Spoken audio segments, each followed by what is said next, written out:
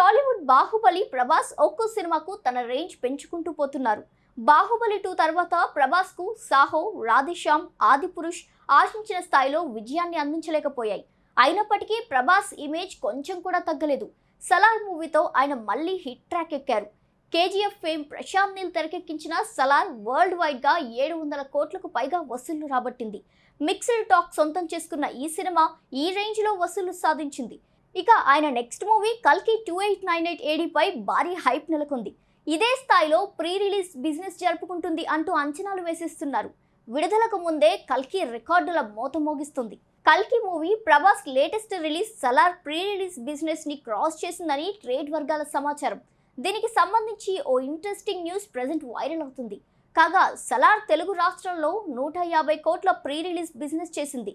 అయితే ఈ రికార్డును కల్కి 2898 AD అధిగమించినట్టు తెలుస్తోంది.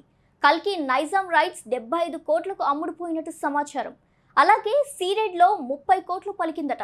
ఇక ఆంధ్ర హక్కులు 80 నుంచి 90 కోట్ల వరకు డీల్ జరుగుతున్నట్టు తెలుస్తోంది.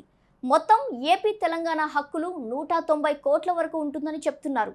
సలార్ కంటే కల్కి పైనే ఎక్కువ హైప్ ఉందనడానికి ఇదే నిదర్శనం. ఇక కల్కి హక్కుల కోసం డిస్ట్రిబ్యూటర్లు కూడా పోటీ పడుతున్నట్టు తెలుస్తుంది. కల్కి మూవీలో దీపికా పదుకొనే, దిశా పటానీలు హీరోయిన్లుగా నటిస్తున్నారు.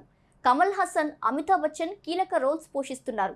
ఇక ఈ సినిమాని మే 9న విడుదల చేస్తామని ప్రకటించిన ఈ సినిమా విడుదల వాయిదా పడే అవకాశం ఉన్నట్టు సమాచారం.